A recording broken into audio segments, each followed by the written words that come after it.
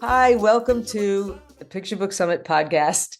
I'm Katie Davis. I'm a co-founder of Picture Book Summit, and we are in our 12th year now in 2026. And the date this year is October 3rd, 2026. That's when Picture Book Summit will happen again. And we're all very excited. And early bird tickets are on sale now. And you can go to picturebooksummit.com. And through August 27th, you can get an early bird ticket. And this year's theme is Oceans of Possibilities, a deep dive into picture book craft.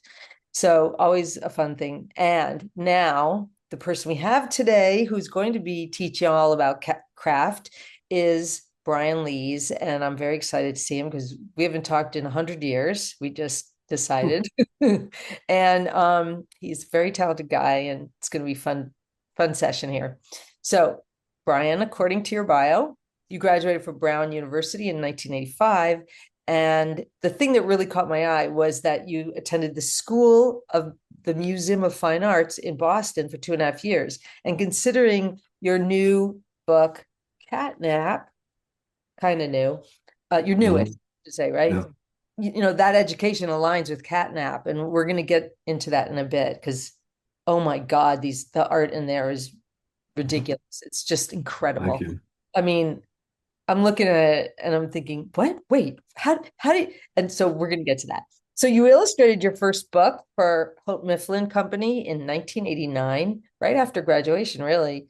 And you have since illustrated dozens of others, including one of my very favorite books of all time, The Rough Patch, which was awarded the 2019 Caldecott Honor. Uh, and of course, you are a New York Times bestselling author-illustrator with your Bat series. You got Bats at the Beach, Bats at the Bats at the Library was the first one, right? Bats at the Beach was the first one. Then Bats at What the was Library, Bats at the Ball Game, and Bats in the Band. Okay. I think at Bats at the Library, you came to RJ Julia's, which is in the town I live in, this incredible independent bookstore. I think that's the last Mhm. time we might have seen each other. Yeah, But that's a yeah. while ago. Yeah, you've gotten a million awards, wonderful publishing awards, very prestigious, and your art is in galleries all over the country, and you go to elementary schools and you tour all the time. And I'm so excited to have you. Thank you and welcome for coming. I mean, Well, welcome, welcome, thank you and so thank much you for for having coming. me. I'm looking forward to this talk. Yeah, it's going to be really fun because we're also going to get to what you're going to talk about in October, on October 3rd, 2026. Your session is called Reel Them In, using all the lures in your tackle box to engage readers. We do keep with the theme. Mhm. New York Times bestselling author, illustrator, and Caldecott honoree Brian Lees discusses things he's learned over 30 years in the kidlit world. He'll share how to hone your individual style, the power of adding unique details into your stories, all while not getting beached on ever-shifting career sands and not getting sucked in by shiny whirlpools. So first, we'll talk a little bit about your presentation since I just described it, and then we'll talk some more about your books.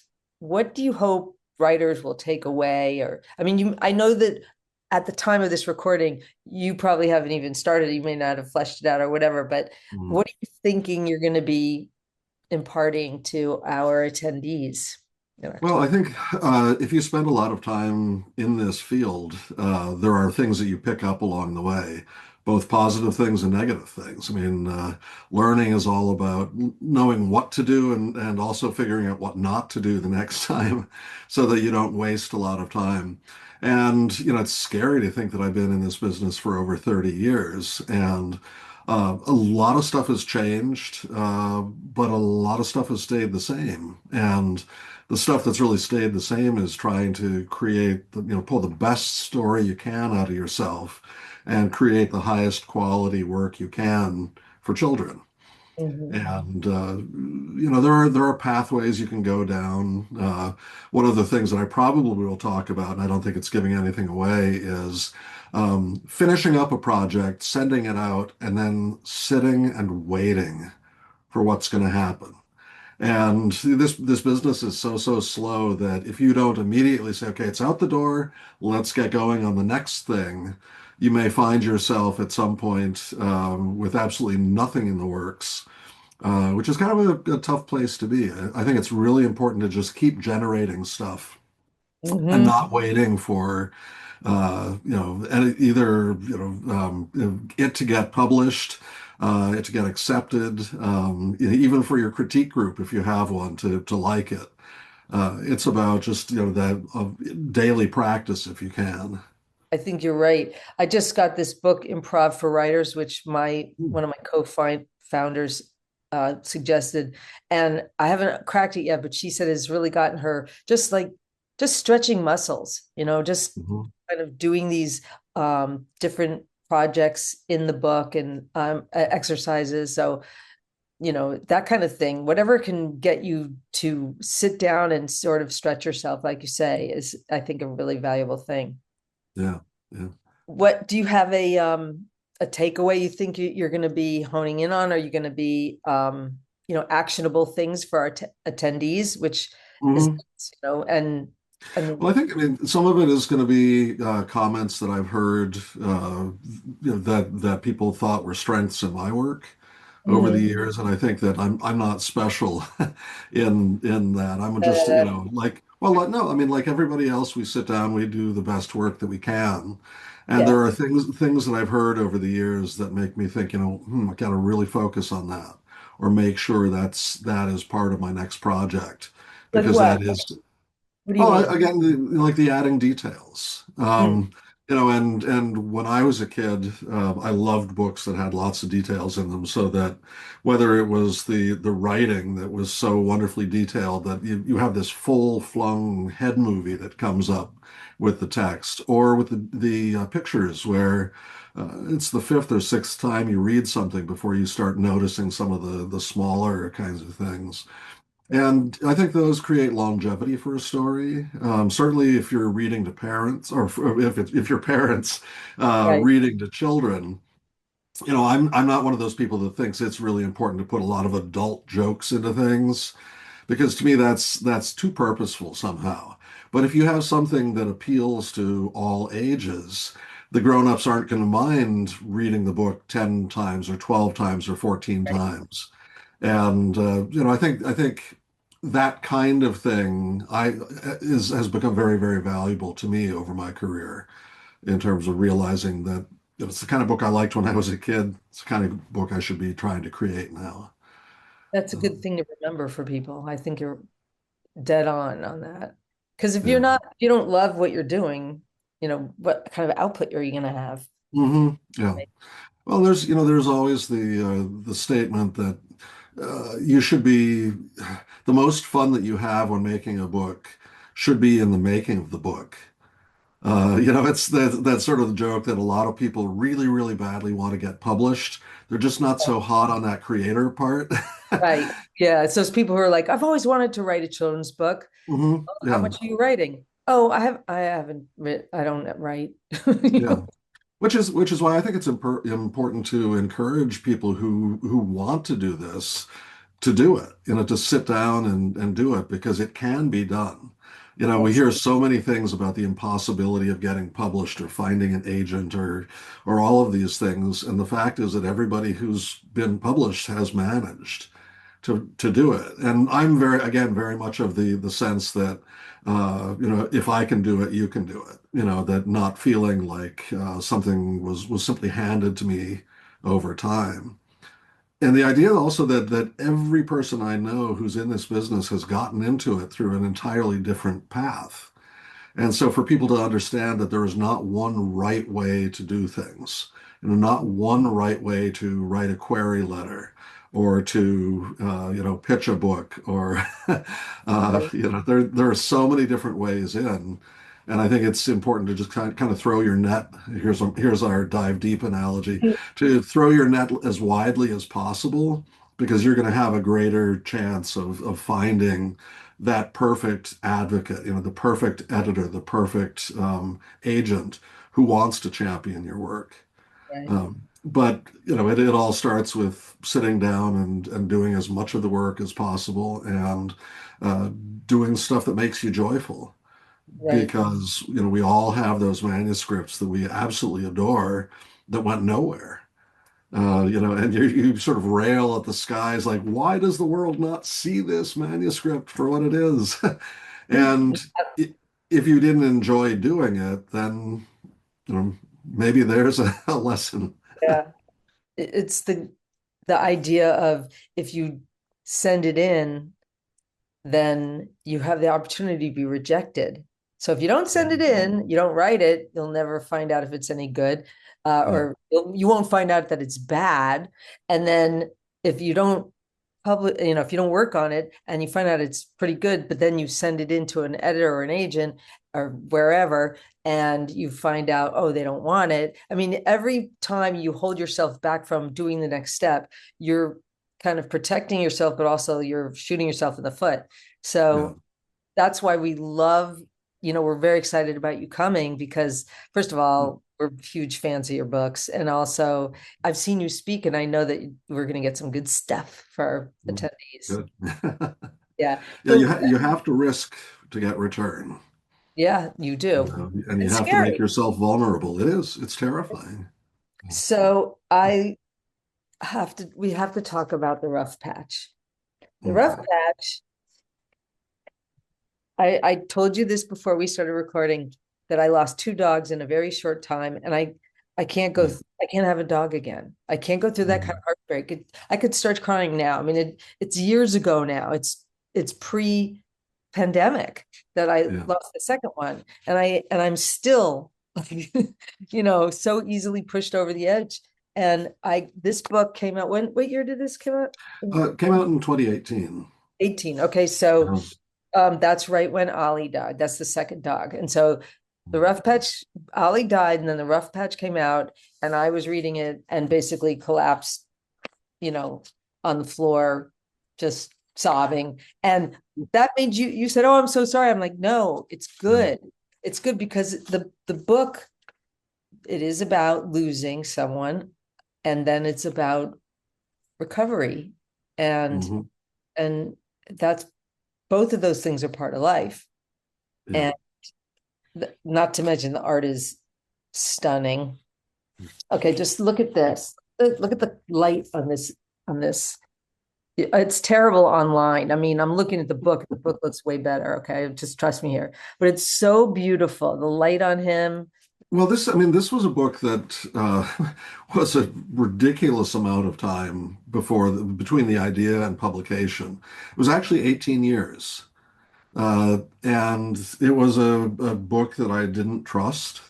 And it's probably not spoiler here. What happens is the main character's dog passes away, and it's sort of his process of dealing with the loss of the dog, and then his coming back to life again. And I had this idea, and my thought was, first of all, nobody wants to read another book where the dog dies. For us, for grown-ups, that's a cliche. And eventually Right, I realized that for kids, it isn't. They haven't read Where the Red Fern Grows yet. They haven't, seen Sounder and, all the other, right, heartbreakers of my childhood. right, right. And then the other thing was that the story just kept calling at me.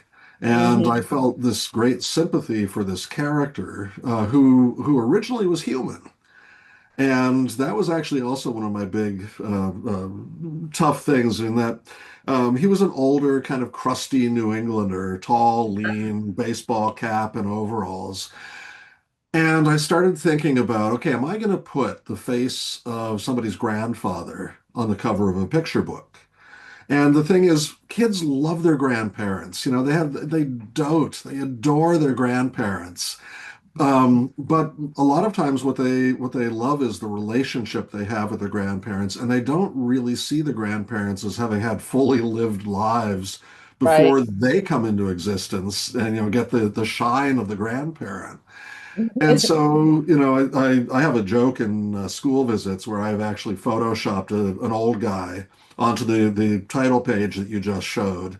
And it Uh, gets a laugh, but I said, like, what kid is going to pick up a book that has some old geezer on the cover? right. And the kids through the laughs get the point. Mhm. So eventually he had to be an animal. And I had difficulties with the idea of a fox having a pet. Right. And so then Taking it too literal, right? You're well, just it becomes, yeah, exactly. And then you think about pairings, Mickey Mouse and Pluto. You Right. think about Arthur and his dog Pal. And so Yeah. there have been a lot of pairings where you've had that before. Mm. Um, and so this story just kept coming back to me over the years. Oh, should I do this? Something about the character was really compelling and his journey. I just felt in my heart that I wanted to share. And eventually, everything, as soon as I drew him as a fox, everything fell into place. And years of doubt fell away, and I sketched the entire book in 3 hours. Wow. Look at the So, joy of this. I mean, some people are listening to this, so yeah. if you want to see what I'm showing, first of all, just go buy the book. But but also just, we have a video on our website, on our YouTube channel, and you can see what I'm showing. The joy is palpable. And then the next page is, I don't think I've ever seen an actual, this is going to sound harsh, but I've never seen a dead body in a picture book. And Yeah. that was so powerful and so brave. And it's not who people who are listening to this, or somebody who hasn't seen it. This isn't Yeah. like, you don't really, you just see sort of like his back It's in not the graphic. dog bed. Yeah. Yeah, it's not Well, and great. that's I tried very hard on that page. So if people who are not seeing the page, I got rid of the background entirely. Yeah. And all it is Evan the fox on his knees, reaching out with one paw to gently touch the shoulder of his dog. And all I hid most of the dog in a fluffy dog bed. Mhm. And what I was really trying to do there was to align our emotions with Evan the fox and not with the dog. Mm. And so by hiding most of the dog, I wanted us to really focus on that gesture, the reaching down and sort of tentatively and lovingly touching the dog's shoulder. It would have been terrible if I'd done the cartoon thing of, all four paws up in the air. No, it doesn't go Um, with it, it anyway. so I mean, the thing is that it's a brutal experience. Mhm. But the thing is, you have to, as readers, we've got to kind of go through that experience with Evan in order for his journey to be earned in the end. And I also point out to kids in schools that I never gave the dog a name. It's always the dog in the book, and the reasoning for that was to keep it a little bit emotionally remote. I wanted that remove, so I never gave it a gender or a name, so that it's always the dog. I mean, the reader needs a little bit of that because it's so powerful. Yeah, And yeah, and I mean, I'm that's so painful to see Evan standing there on his shovel. He's just yeah, buried his dog, and then across from it, nothing was ever the same. And yeah. it's just so beautiful. But I think Oh, that the thank you. important thing in this too is his coming back to life. Not the dog, sorry. Mhm. Yeah, Evan. it's not Stephen King. No, This is it's not a zombie book. But it's he goes through all the stages of grief, yeah. and this is a really good thing for our people who are just starting to write, and the Mhm. people who inevitably, so many of us when we start, we tend to be a little bit pedantic Hmm. and say, Yeah, and he went through the first stage of grief, which was anger hmm, or whatever. And yeah. you don't need to be told any of that. This is like the perfect lesson in showing and not telling, this Well, book. I think that's really important. I mean, I will talk about the didactic kind of book, which I call a broccoli book, Mhm. because if you're going over to somebody's house and they're steaming broccoli for dinner, you know it from the second you enter the door. You know what's for dinner. And and that was one of my concerns about the rough patch is it didactic? And so I very, very purposefully did not go back to Dr. Elizabeth Kubler-Ross's stages of grief, because I knew that if I refreshed my college memory of it, that I would feel like I had to follow the steps in order. Right, And to this day, I haven't gone back to it because Evan's journey is his journey, however it happens. right. And you know, it's and I think we all go through our own grief experiences in our own very, very personal way. and he So, does, but there are those stages in the book. I mean, like mhm, you can see his arc of how angry he is, how sorrowful he is, and then how he's slowly, and he's angry like that he's lost his dog, and then Yeah, you slowly see the light just sort of coming back into his life, yeah, and it's a perfect ending. yeah. Thank you. Yeah, we won't give that away. No, I won't. It is Uh, perfect. And my yeah. daughter had never seen it. She's Mhm. and she is a big dog lover, and she read it and she saw the ending and she went, oh, I'm gonna cry. So Well, yeah. it's a beautiful book, and thank you so Thank you. much. I'm getting teary, just it's Yeah, quite astonishing. And you were awarded the Caldecott Honor for it. yeah. It's pretty Big exciting. surprise. Around it. As they say in Massachusetts, I got a shiny sticker. That's right. Let's talk about catnap because Sure. I'm speechless. The art in this book is spectacular. So, I mean, the actual storyline is of a kitten who happens to be my cat. Mm. And that is one of the sad cliches in children's books, which is, my cat did something cute. I should write a book about it. So I kind of broke into that cliche, but he disappeared one day, and we couldn't find him anywhere. And he wandered back into the house or into the living room about 3 hours later. He's an indoor cat, so we knew he was indoors somewhere. Except his whiskers were completely covered with spider webs. And so we knew he had had an adventure, but we also knew we were never going to know what the adventure was. And so my wife and I love using our imagination. So we thought, well, maybe he found a wormhole in space and time, went back to ancient Egypt and did something dramatic there, and they declared him a cat king, and he eventually came back. And my first thought was, wouldn't it be fun to do a story in which I'm doing adaptations of real pieces of art? And so originally I was thinking I was going to do Egyptian carvings and papyrus paintings and things like that. But then I decided I wanted to expand the idea to a whole variety of world art forms.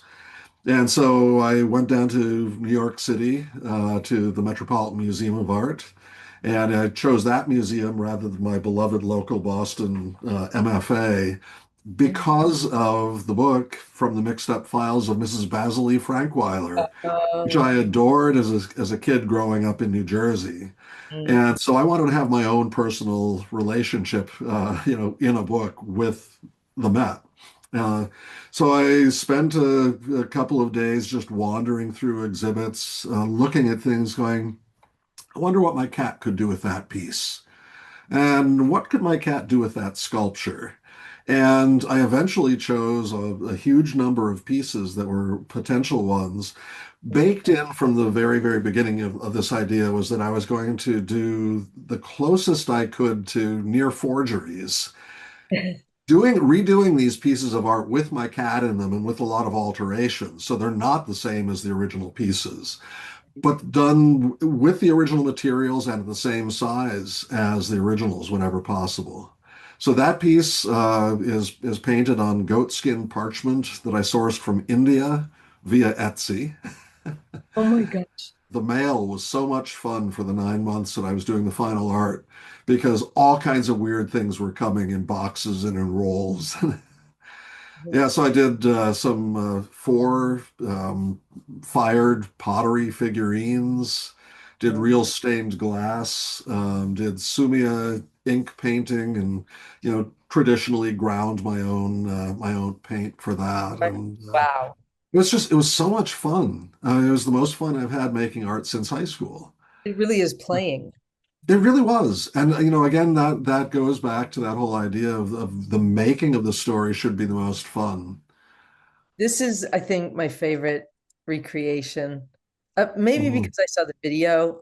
Brian took a bunch of different pieces of wood and glued them together and then sawed them and created this amazing piece of art. And on this next day, I was listening to an actor who's a carpenter, and he was talking about how many how even professional carpenters mess up. And so they always buy extra wood so that they have it in case they mess up. And I thought, oh my gosh, how many times did Brian have to try this before you got this spectacular? It's already an enormous amount of work. Tell us about that process. What piece was the hardest piece? What piece was, did you mess up on? Well, I actually had relatively few mess ups, Mm, far fewer than I expected, and that carved African mask really was the one that I was the most worried about because I'd never done wood carving before, and I'd basically carved pointy sticks for s'mores and things like that, wow. and but I'm also a woodworker, and I actually listened to that interview with Nick Offerman as That's the well. one. That's the That one is I the was one. listening to. Yep. Fresh air. And and so the scary thing about carving wood is that it's subtractive. And so you're trying to see the form in the block that you have. And if you chip away too much, if you dig too deep and a huge chunk comes off, that's not so good. I mean, you could glue it back on again and then carve in it, but something is wrong to me internally when that happens. Working with clay, you can always add more and remove things. So it's a very much a back and forth kind of a thing. Uh-huh. But so I was timid at first working on that mask, and eventually suddenly I saw what I was looking for in the wood and it came out. It was kind of miraculous. But a lot of the materials in the book I'd worked with before. I had done stained glass when I was in high school, and Mm, so actually making the stained glass windows was probably the easiest one set of illustrations in the book. What was different about this is I had to learn how to paint on glass and do the old medieval technique of working with vitreous paint that is then each piece is fired in a kiln, and so I think I cut, painted, and fired something like 86 individual little pieces for that one window. And the thing was, it was science. It was exciting. yeah. Do you have a And kiln? I actually, yeah, I bought a little craft kiln in a really, really sketchy handoff from Facebook Marketplace. It was in the parking lot of an abandoned Friendlies off of the Massachusetts Turnpike. Oh my gosh. And I turned my phone's location on so that if my wife suddenly saw my phone zigzagging north, Yeah. Oh, that should be able to alert authorities. and then the end, you have these end papers with images of your studio, uh, Mhm. creating these things, and here it is on screen. And then Yeah. you also have the images, the original art, Hmm. and information about them, and then the images of them. Yeah. And it's an astonishing masterpiece. It really Oh, is. thanks. Well, I was tremendously fortunate to be able to work with Virginia Duncan at Green Willow and Paul Zachris, the art director. And they were so supportive of the whole insane project. And those pages at the end actually are due to Virginia, saying, if you're going to do this book, we really have to show pictures of you actually making the things. Otherwise, everybody's just going to think it was done on a computer. Right. And, it's absolutely true. It would have been so easy to just type stuff into an entry box and hit send and have Mhm. the computer spit out, AI pictures. But there's no pride in that. And there's no fun in that. And there's And no soul. I there's mean, no soul in it's it. not, it's it's not No, I mean, that. to me, I think about like a spoon.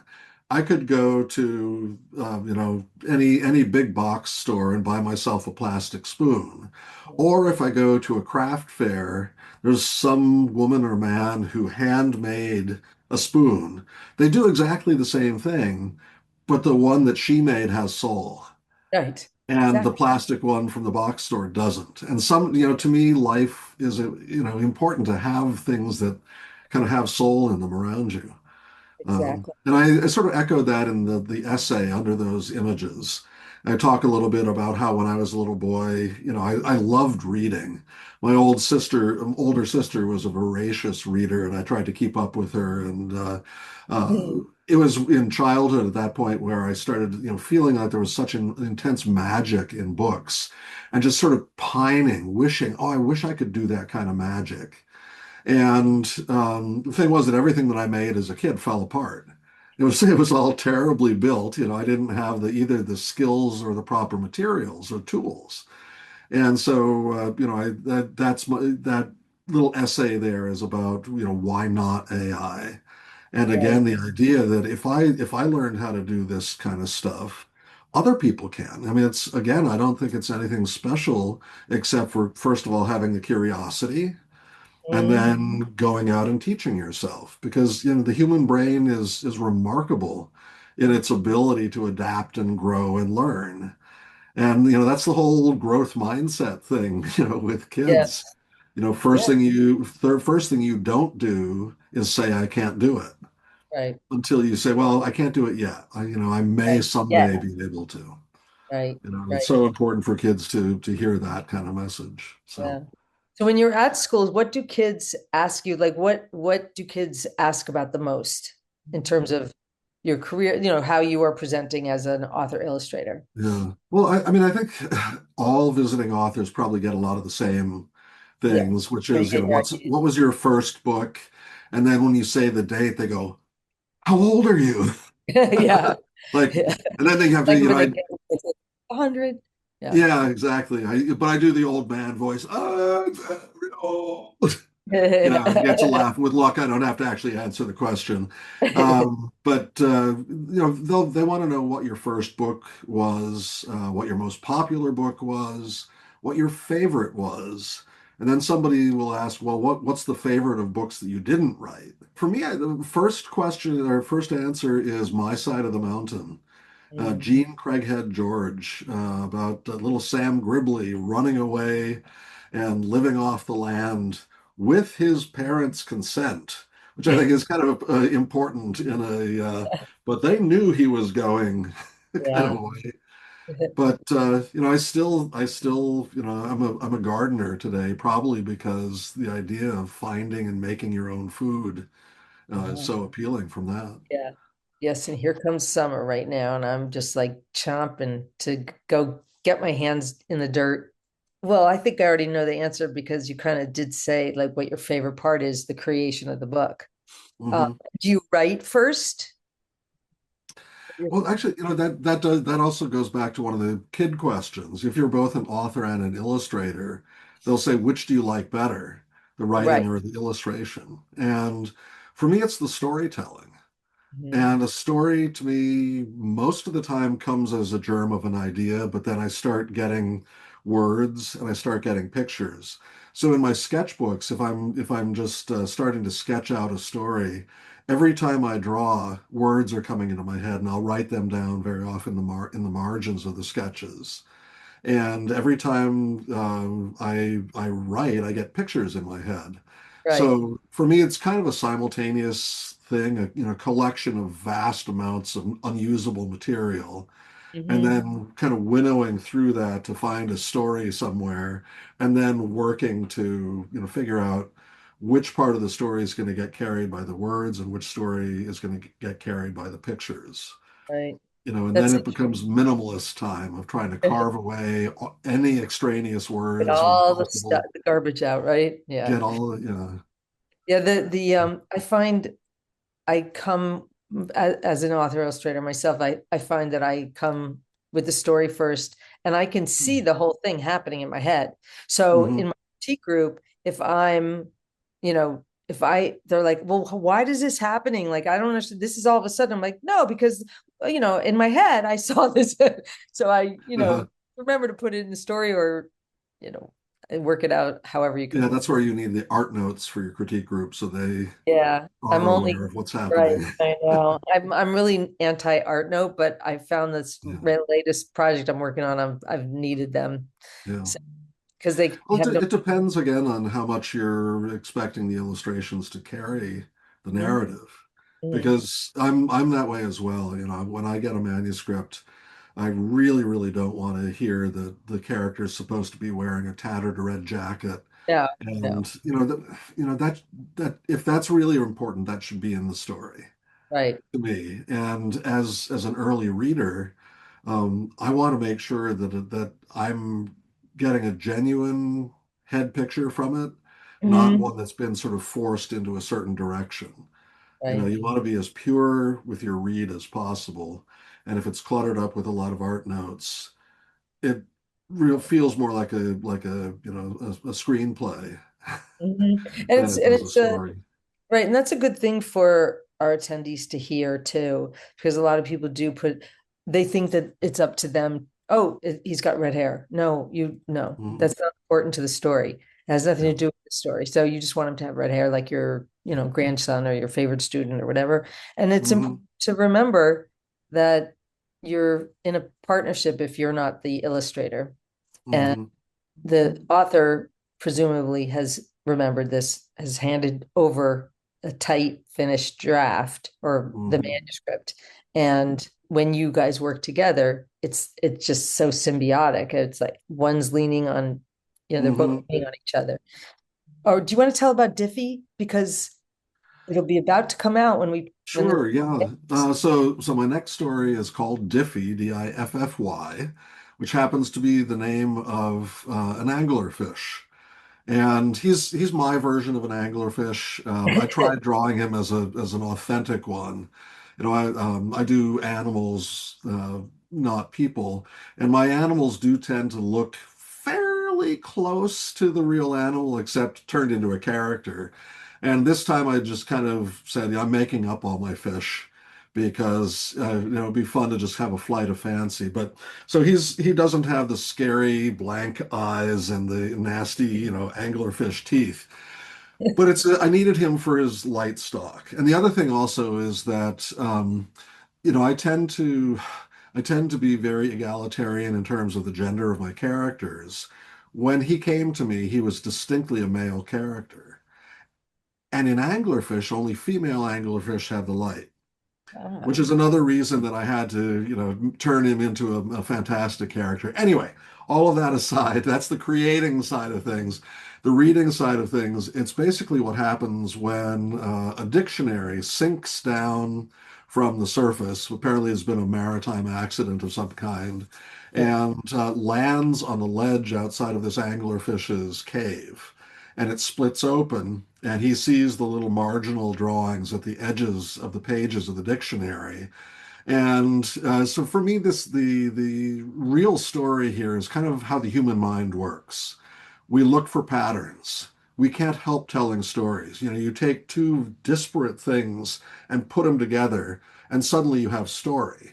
And that's Mm. what happens with Diffie. He's looking at these things and like, what are these? I can't comprehend them. And then he has a Rosetta Stone moment where his little friend Denise, and I don't know why she's Denise, but Denise, who happens to be a chambered nautilus, jets by and goes, "Hello, Diffie," and he happens to be looking at a chambered nautilus on the page, and he realizes these are real things in the ocean. And his Wow. mind is blown. The ocean must be so much more exciting and bigger than I could ever imagine it. And so he starts making up stories about the art that he sees in the book and starts sharing it with friends because writers know that when you get excited about a story you want to share it with people, and the other fish are excited about it, and as Diffie keeps telling the same story over and over, he keeps adding new details and new bits to it, so the stories grow until all the other fish are like, can we do this too? And Diffie says, well, of course. I mean, every single one of you has seen things or done things or heard things that would make great stories. And so ultimately, for me, the ocean is integrated vertically by stories. I Mm. think of us on Earth, we tend to think laterally. So, we may get to know somebody in the Middle East based on a story that we've read about them, even if we've never had a chance to meet them in real life. Here in the ocean, the surface fish and the deep, deep bottom fish get to know each other by sharing stories with each other. And the ocean is a less lonely place at that point. That's great. I can't wait to So get it. yeah, Um, so it was that too was a really fun one to do. Yeah. Okay, So so now we're going to finish up, and I'm going to finish up with a question that I used to ask on the podcast that I started in 2010. I used to always ask people at the end, if you could go to the yard sale of any character in Kidlit, whose would you go to and what would you buy there? I think that I would want to go to the yard sale of the White Witch of Narnia and to get a box of the Turkish taffy and to see what was so good about her Turkish taffy Right. that it swayed Edmund. Because I've had Turkish taffy uh, because of reading that book, and it was just kind Yeah. of gummy and gluey and Yeah. fruity. I So didn't hers understand must have that been either. extraordinary. So I want to Yeah. know what the magic was about that. She must have put magic in it because it's kind of gross. I Yeah, love candy. I don't like yeah. that. Yeah, I was thinking about it, and it seems to me that that's probably the kind of candy that you have when you don't have real sweets. Mm, You know, when you don't have blast. plentiful sugar, Right. and it's sweet enough compared to everything else you're eating that it seems like an amazing treat. Right. Yeah. So, Okay. Well, thank you so much, Brian Lees. I uh, can't wait till you're, with us at Picture Book Summit. I hope our listeners, our viewers are going to rush to go take advantage of our early bird tickets. You can hear more from Brian and learn from him when you register for Picture Book Summit 2026. Again, it's October 3rd, 2026. And the early bird tickets are available at picturebooksummit.com through August 27th. Okay, we are out of here. Thank you so much. And thanks for listening and for watching.